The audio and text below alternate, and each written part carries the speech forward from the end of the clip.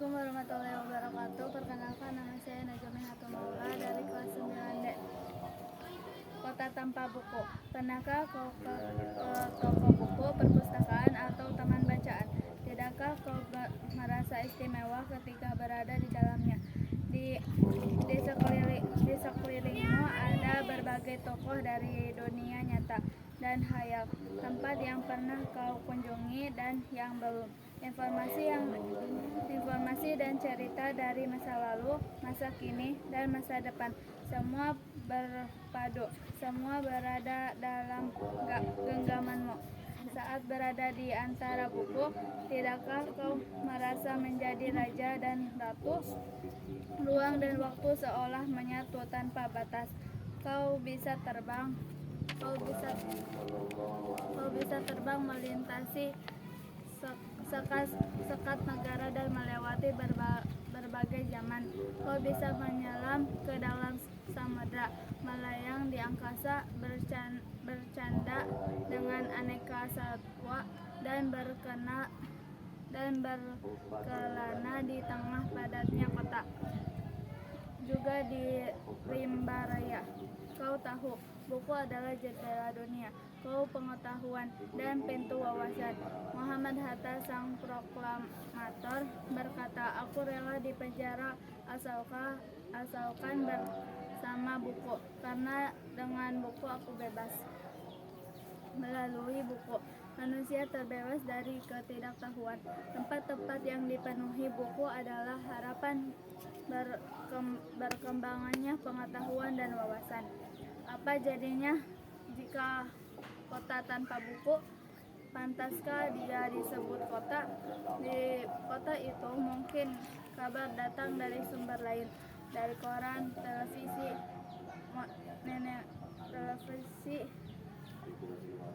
atau internet.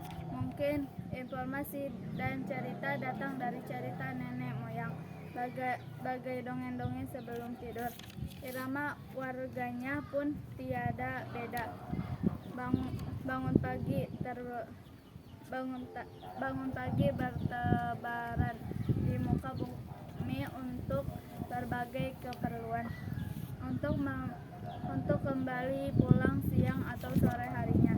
Setelah itu mereka berangkat tidur dan memulai lagi hari berikutnya. Semua serupa. Di kota itu mungkin ada bangunan bernama perpustakaan.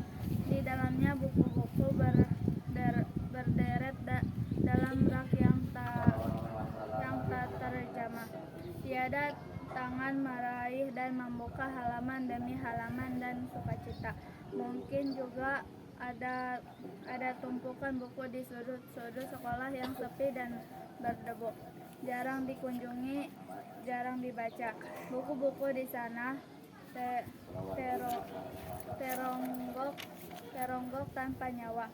Bagaimana dengan kotamu? Mungkin kau tinggal di tengah kota yang megah, atau di gang sempit di desa terpencil di sisi pesisir, atau di kaki gunung.